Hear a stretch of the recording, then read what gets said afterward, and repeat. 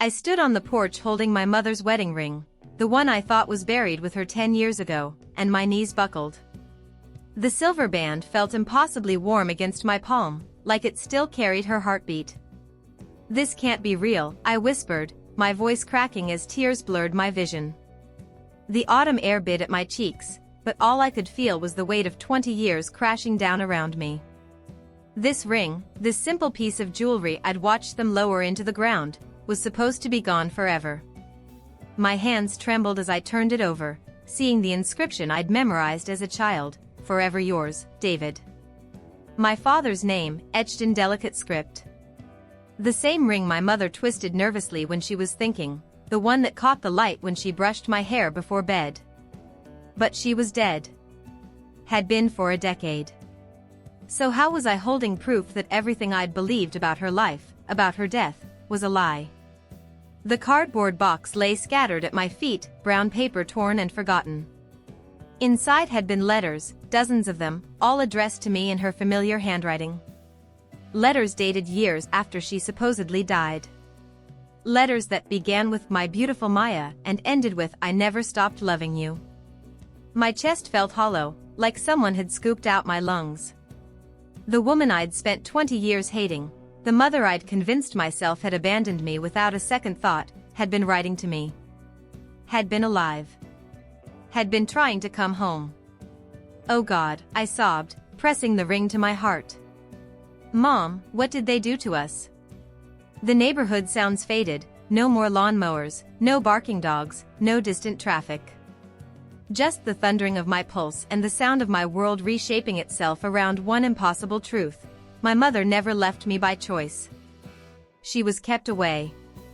My Tuesday mornings always started the same way: coffee at 7:15, emails by 7:30, and 3 hours of uninterrupted design work before the world expected anything from me. I loved this routine, predictable, controlled, mine. I was tweaking the logo for Henderson's Bakery when my phone buzzed. Josh's name lit up the screen with a text: "Found the perfect apartment. 2 bedrooms, hardwood floors, that kitchen you'd love. Want to see it this weekend?" I stared at the message for a long moment, my coffee growing cold. Josh had been dropping hints about moving in together for months, and honestly, it made sense. We'd been dating for 8 months, he was kind and stable, and my lease was up in November anyway. But something in my chest always tightened when he talked about our future like it was this solid, inevitable thing. I typed back, swamped with deadlines. "Maybe next month?" Then immediately felt guilty. The truth was, I liked Josh. I really did. He brought me soup when I was sick and never pushed when I needed space. He laughed at my terrible jokes and didn't ask why I never wanted to celebrate my birthday. But every time he got too close, too comfortable, something inside me would pull back like a hand touching a hot stove. My grandmother always said I was independent to a fault, whatever that meant. During our weekly video calls, she'd ask about Josh with this hopeful lilt in her voice, and I'd change the subject to her garden or her book club. She never pushed, but I could see the worry in her eyes. The same look she'd worn when I was 8 years old and stopped asking when my mom was coming home. I glanced at my apartment, clean, minimal, temporary despite living here for 3 years. No family photos on the walls, just abstract prints I'd designed myself. Everything could be packed in a day if I needed to leave.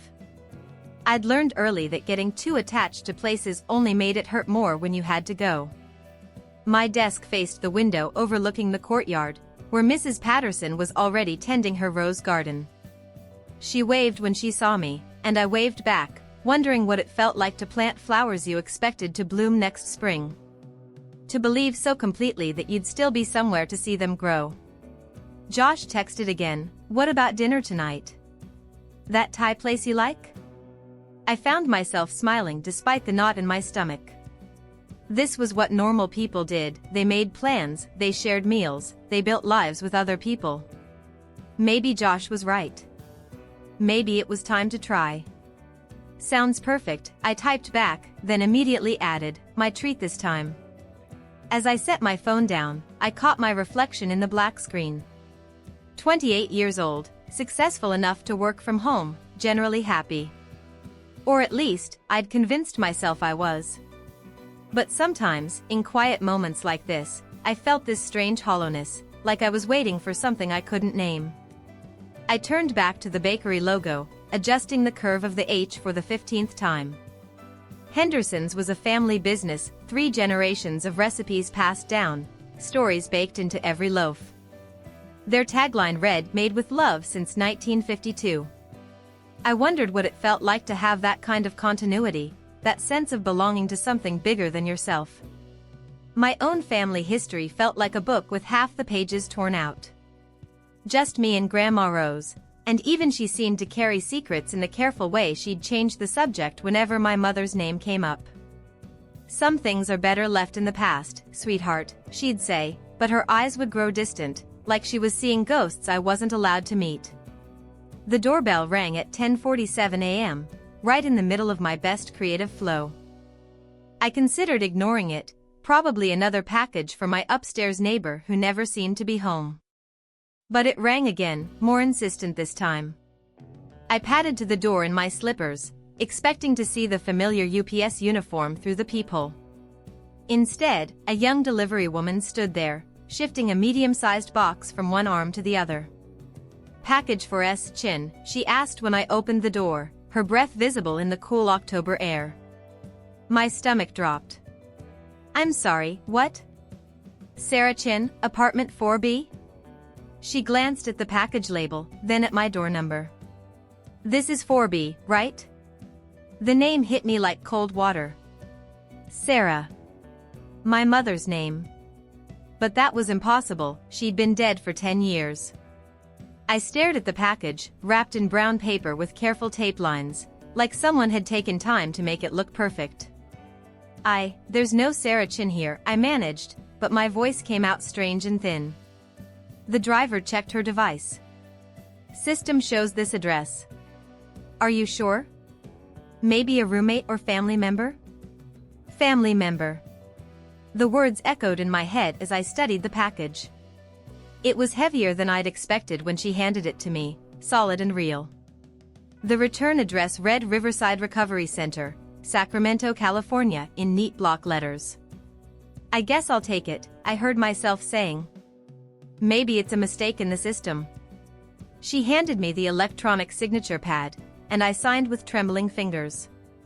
As her truck pulled away, I stood in my doorway holding this mystery, feeling like I was holding something dangerous. Back inside, I set the package on my kitchen table and circled it like a wary cat. The brown paper was crisp, professional. Someone had written Sarah Chin in careful blue ink across the top, handwriting that looked somehow familiar but that I couldn't place.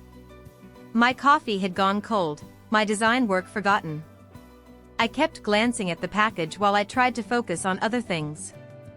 It seemed to pulse with possibility, with secrets I wasn't sure I wanted to know. What if it really was meant for my mother? What if somewhere, someone still thought she was alive, still living at this address? The rational part of me knew I should return it, find the real recipient. But my hands kept reaching toward it, pulled by something I couldn't name. Finally, I picked up a kitchen knife and stared at the tape seam. Just a quick look, I told myself. Just to see what kind of mistake this was. The tape peeled away with a soft ripping sound that seemed too loud in my quiet apartment. My hands moved without permission, folding back the brown paper to reveal a simple cardboard box underneath. No logo, no markings, just plain brown cardboard that could have contained anything. I lifted the lid. The smell hit me first, lavender and something else, something achingly familiar that I couldn't place. Then I saw it, a small wooden jewelry box with delicate carved roses along the edges. My breath caught in my throat. I knew this box. With shaking fingers, I lifted it from the package. It was lighter than I remembered, worn smooth in places where small hands had once traced the pattern. I found the tiny brass latch and opened it. The melody that drifted out nearly broke me. For Elise, played in the tinny, precious notes of a music box. The same lullaby my mother used to hum while she braided my hair, the same tune that had haunted my dreams for 20 years. "No," I whispered, but my voice came out as barely a breath. Beneath the jewelry box, wrapped in tissue paper, was a bundle of letters tied with a faded pink ribbon, the same ribbon I'd used in my hair as a child. My name was written across the top envelope in handwriting that made my chest ache with recognition. Maya. Written in my mother's careful script. With trembling hands, I lifted the bundle and found more treasures underneath. A silver necklace with a small heart pendant, the one my mother wore every day until she disappeared. A photograph, edges soft with age, showing a woman with my eyes holding a sleeping child. Me, at maybe 7 years old, curled against my mother's chest in our old living room. The room spun around me. I sank into my kitchen chair, still clutching the photograph, my heart hammering so hard I could barely breathe. This was impossible. These things should be gone, buried, erased from existence. My mother had taken nothing when she left, or so I'd always believed. I untied the ribbon with fingers that wouldn't stop shaking and opened the first letter. The date at the top made me gasp, March 15, 2008. 3 months after she'd disappeared. "My beautiful Maya," it began, "I try to write to you every day, but Mama says it's better if you think I'm gone." The words blurred as tears filled my eyes. I blinked them away, desperate to read more. "The doctors say I might get better, that I might come home, but everyone thinks it's better if you move on without me. I know they're probably right, but I can't stop thinking about your laugh, about how you used to fall asleep to this music box." My sobs came in choking gasps now. All these years, I'd convinced myself she hadn't looked back, hadn't cared enough to even say goodbye. But here was proof, dozens of letters, written in rehab, written from a place I'd never known existed. I flipped through them with desperate hands. Pages and pages of her thoughts, her love, her guilt. Letters she'd written but never sent because someone, my grandmother, had convinced her I was better off without her. The last letter was dated just months ago. My mother had been alive. Had been thinking of me, missing me, loving me from a distance while I grew up believing I'd been abandoned. I pressed the photograph to my chest and sobbed until I couldn't breathe, 20 years of buried grief pouring out of me like a dam had burst. Everything I thought I knew about my life, about my mother, about why she left, all of it was crumbling around me. She hadn't abandoned me. She'd been kept away. My hands shook as I dialed the number for Riverside Recovery Center.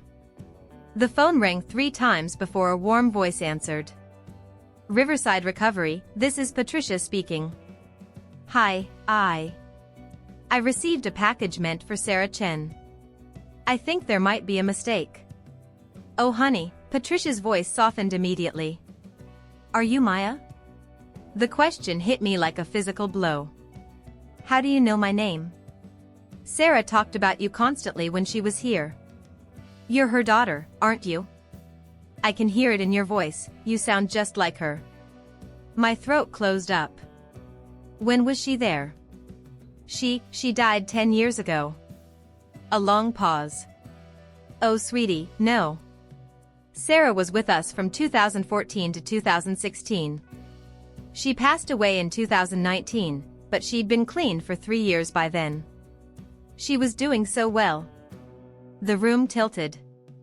I gripped the kitchen counter to keep from falling. "That's impossible. My grandmother said she died in 2009.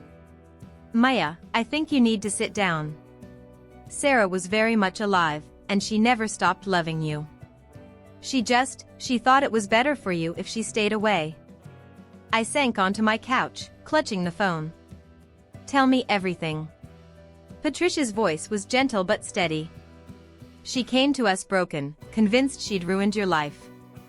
Your grandmother had told her you were thriving, that mentioning her would only bring back painful memories.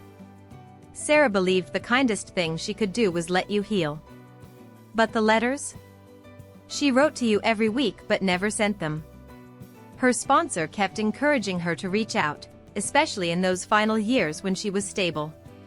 She was planning to contact you on your 25th birthday. My 25th birthday. 2 weeks before she died. Why didn't she? She ran out of time, honey. I hung up and immediately called my grandmother, my heart pounding with rage and grief. She answered on the second ring, her voice bright and familiar. Maya. What a lovely surprise. Did you tell my mother I was better off without her?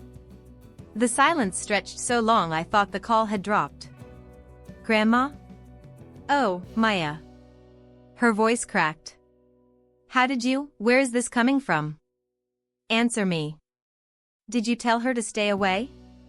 She was crying now, soft sobs that cut through my anger like a knife. She was so sick, baby. She would get clean for months, then relapse and disappear for weeks. I watched you wait by that window every night, asking when mommy was coming home. I couldn't watch you break like that anymore. So you told her I didn't want her? I told her you were healing. That maybe it was better to let you remember her as the mother who loved you before the drugs took her away. I thought I was protecting you both. She got clean, Grandma. She stayed clean for 3 years. I know. Her voice was barely a whisper. I know that now. Patricia called me when Sarah died. I should have told you then, but I was scared. Scared you'd hate me for keeping you apart. I was crying too hard to speak. 20 years of my mother fighting to get back to me while I grew up believing she didn't care enough to try. She wanted to call you, Grandma continued. Patricia told me she had your number, was planning to reach out. But then the accident. The accident. My mother had died in a car crash, probably carrying my phone number in her wallet, probably thinking about what she'd say to me after 17 years of silence. I'm so sorry, Maya. I thought I was doing the right thing. I thought I was saving you from more heartbreak. I hung up and stared at the letters scattered across my coffee table. All these words my mother had written, all this love she'd carried silently while I learned to live without her. She'd been 3 hours away in Sacramento, working, attending meetings, building a life she hoped might one day include me again. And I never even knew she was alive. I called Patricia back with trembling fingers, my voice raw from crying. The package, who was it supposed to go to? Why was it sent to my address? Oh honey, she said gently, it was Sarah's belongings. When residents pass away, we send their personal effects to their emergency contact address. Sarah had your apartment listed, she'd been keeping track of where you lived, hoping someday she'd be brave enough to reach out. My breath caught. She knew where I lived? She knew everything about you, Maya. Your job, your moves around Portland. She never stopped being your mother, even from a distance. She was so proud of you, showed everyone your design work she found online. The room swam around me. But why now? Why did the package just arrive? It took us some time to process everything after the accident. And honestly, we debated sending it. But Sarah had written specific instructions, if anything happened to her, we were to make sure you got her letters and the music box. She said you'd understand what they meant. I stared at the wooden jewelry box sitting on my coffee table, still playing its soft melody. My mother had kept it all these years, thinking of me every time she heard that tune. Patricia, I whispered, what was she like? In those final years? Beautiful. Quiet strength, you know? She worked at the Comfort in downtown, never missed a shift. Went to meetings religiously. Had a photo of you on her nightstand, the same one that's in the package. She'd tell her roommate about her brilliant daughter who was making it in the world without her. My chest ached. She thought I was better off without her. That was her biggest struggle. The guilt ate at her, Maya. She was convinced she'd damaged you so badly that staying away was an act of love. But in those last months... Patricia paused. Something changed. She started talking about courage, about how maybe you deserved the choice to forgive her or not. What do you mean? She'd been working with her sponsor, practicing what she'd say to you. She had this whole speech planned, how she'd explain the years of silence, how sorry she was, how proud she was of who you'd become. She was terrified you'd hang up on her, but she finally realized that was your right to choose. Tears streamed down my face. She was going to call me. On your 25th birthday. She'd been planning it for months. Said it was the day you became the woman she always knew you'd be, and maybe, if she was lucky, you'd be ready to hear from the mother who never stopped loving you. I calculated the dates in my head, my heart shattering. The accident was 2 weeks after my birthday. She was carrying your number in her wallet, Maya. Along with a little speech she'd written on a napkin. The police gave it to us with her effects. Can I see it? I was hoping you'd ask. It's in the bottom of the package, under the tissue paper. With shaking hands, I dug through the box until I found a small envelope I'd missed earlier. Inside was a napkin from the Comfort Inn restaurant, covered in my mother's handwriting. Maya, I know I have no right to ask for your forgiveness. I know I broke promises and broke your heart. But I need you to know that leaving you was the hardest thing I ever did, and staying away nearly killed me every day. You are the best thing I ever created, and if you'll let me, I'd like to try to earn back even a small piece of your love. I'm not the same person who left. I'm not perfect, but I'm clean, and I'm ready to fight for us if you are. All my love, forever and always, Mom. I pressed the napkin to my chest and sobbed, deep, wrenching sobs that came from 20 years of buried longing. She hadn't abandoned me. She'd been loving me from afar, preparing to come home. And I'd been waiting without even knowing it. I sat on my living room floor surrounded by my mother's letters, her jewelry, her dreams of reunion, feeling like I was standing at the edge of a cliff. She was gone, had been gone for 5 years, but somehow this felt like the most important decision of my life. I could put everything back in the box, return it to the recovery center, and continue living the careful, controlled life I'd built. No one would blame me. I'd spent 20 years learning to exist without her. I was good at it now. Safe. But as I held that napkin speech, imagining her practicing those words in her hotel room mirror, courage felt like the only option that wouldn't destroy me. I called Josh first, my voice shaking. I need to tell you something, and it's going to sound insane. When I finished explaining, he was quiet for a long moment. Maya, are you okay? Do you want me to come over? No, I need to. I need to go to Sacramento. I need to see where she lived, where she worked. I need to understand who she became. Honey, she's gone. What are you hoping to find? That stopped me cold. What was I hoping to find? Closure? Forgiveness for the anger I'd carried? Proof that the mother I remembered had been real? I don't know, I admitted. But I can't move forward until I go back. After we hung up, I stared at my phone, Patricia's number still in my recent calls. She'd mentioned my mother's workplace, her routine, the life she'd built in those final years. There might be people there who knew her, who could fill in the gaps between the 8-year-old's memories and the woman who'd written those letters. But what if they told me things I didn't want to hear? What if my mother had been different than I'd imagined, harder or sadder or more broken?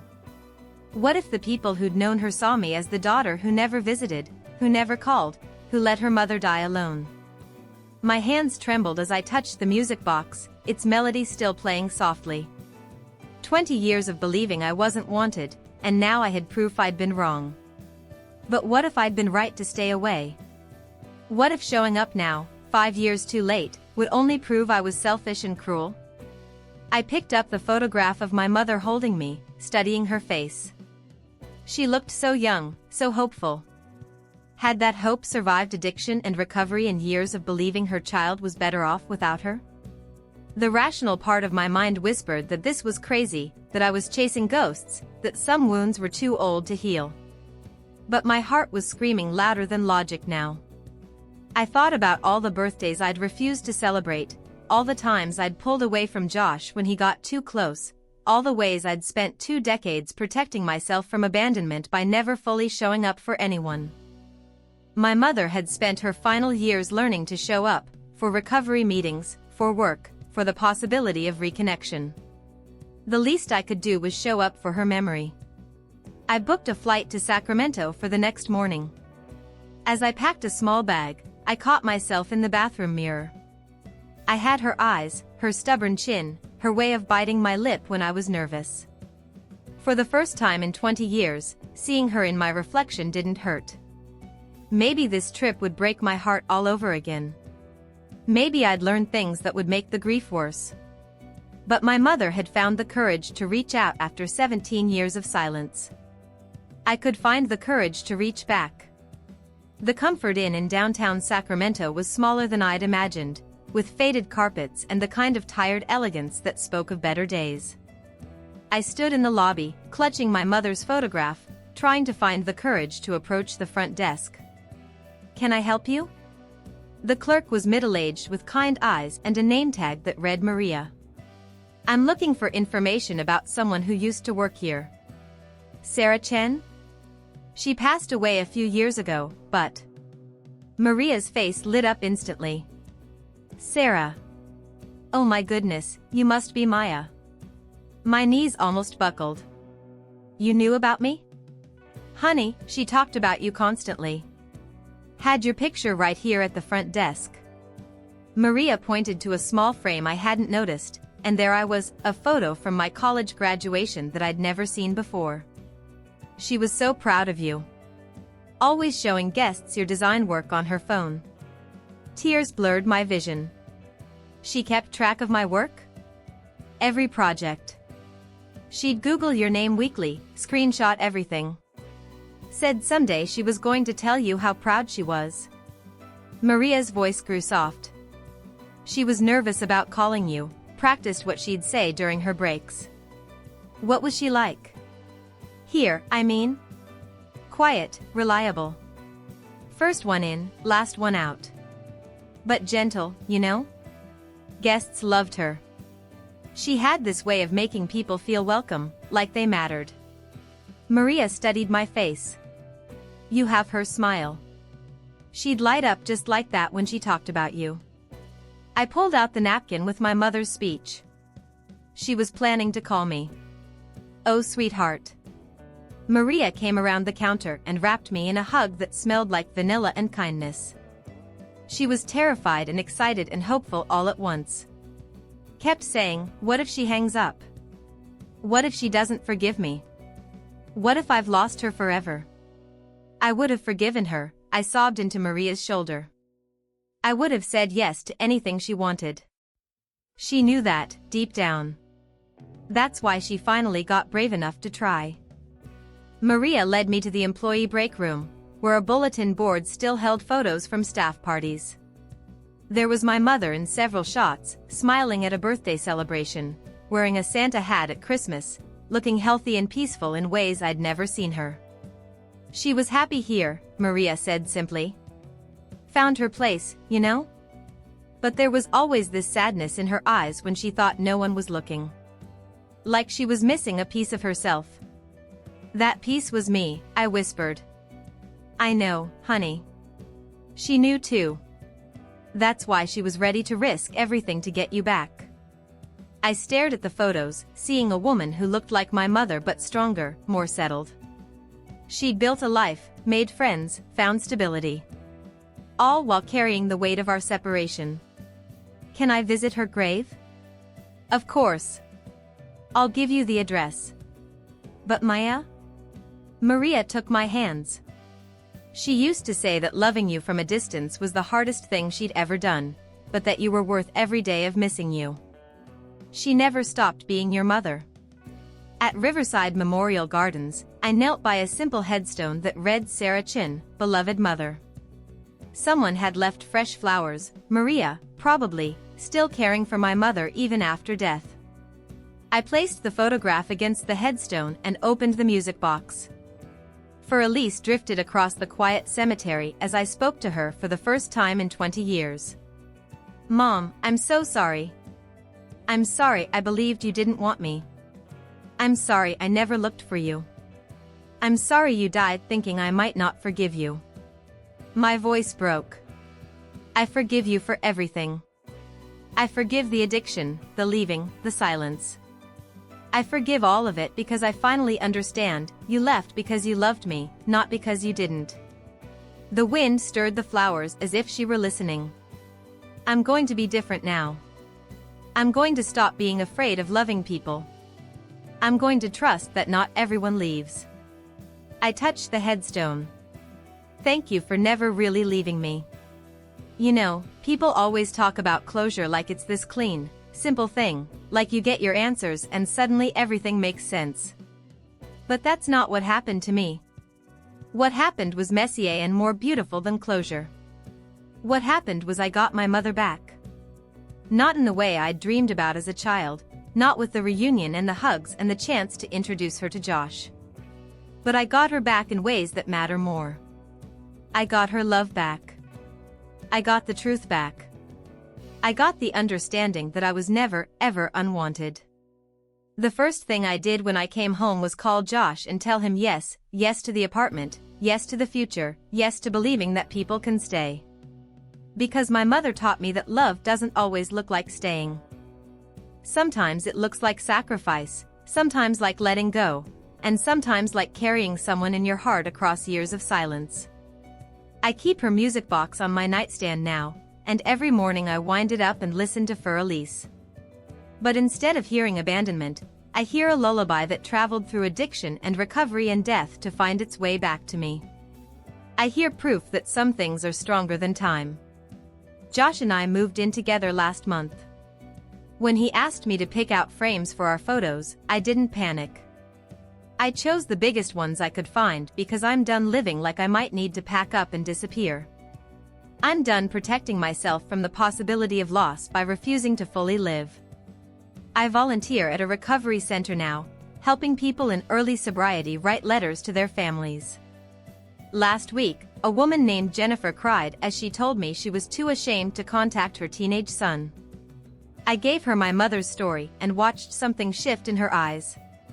But what if he hates me, she asked. Then at least he'll know you love him, I told her. And sometimes, that's enough to start healing. I celebrate my birthday now. Josh threw me a party last month, nothing big, just cake and candles and the radical act of marking another year of being alive and loved. When I made my wish, I whispered thank you to my mother, wherever she is. My grandmother and I are rebuilding our relationship too. It's complicated, there's hurt and forgiveness tangled up together, but we're talking honestly for the first time in years. She sees a therapist now, working through her own guilt about keeping us apart. I thought I was protecting you both, she tells me. I didn't understand that some pain is worth risking for love. The strangest part is how different the world looks now. I used to see abandonment everywhere, in friends who moved away, in boyfriends who got busy, in clients who chose other designers. Now I see people doing their best with impossible choices. I see love wearing disguises I never recognized before. That misdelivered package taught me that there are no accidents, only love finding its way home through the most unlikely paths. My mother's letters were supposed to reach me, maybe not when I expected them, but exactly when I was ready to understand them. I'm not the same person who stood on that porch holding a package meant for someone else. I'm Maya Chin, daughter of Sarah Chin, and I carry her love with me now instead of carrying her absence. That, it turns out, makes all the difference in the world. I'm holding my mother's wedding ring again, but this time my hands aren't shaking. This time, I'm not collapsing under the weight of 20 years of lies. I'm standing steady in my new apartment, the one I share with Josh, the one with pictures on every wall and plans that stretch beyond tomorrow. The ring catches the morning light as I slip it onto my right hand, where it fits perfectly. I used to think this ring represented everything I'd lost. Now I know it represents everything I found, not just my mother's love, but my own capacity to trust, to stay, to believe in happy endings that come disguised as broken hearts. Josh is in the kitchen making coffee, humming off-key while he scrambles eggs. 6 months ago, I would have found an excuse to leave before this level of domestic bliss could disappoint me. Now I'm planning to stay for breakfast, lunch, dinner, and whatever comes after. My phone buzzes with a text from Patricia at the recovery center. Jennifer called her son yesterday. They're meeting for coffee next week. I smile, thinking of my mother's letters helping another family find their way back to each other. The music box sits open on my dresser, playing its gentle melody as I get ready for the day. I have a client meeting at 11, a family bakery that wants to rebrand around their story of 3 generations, love passed down through recipes and resilience. I understand that kind of love now. That misdelivered package was never a mistake. It was my mother keeping a promise she made 28 years ago when she first held me, that no matter what happened, no matter how lost we both got, love would find a way. Sometimes the most important mail arrives exactly when you need it most, even if it takes 20 years to find your door. Sometimes the best reunions happen not with the living, but with the parts of ourselves we thought were gone forever. Sometimes a small brown package contains the key to everything you've been missing, wrapped up and waiting for the moment when you're finally ready to come home to yourself.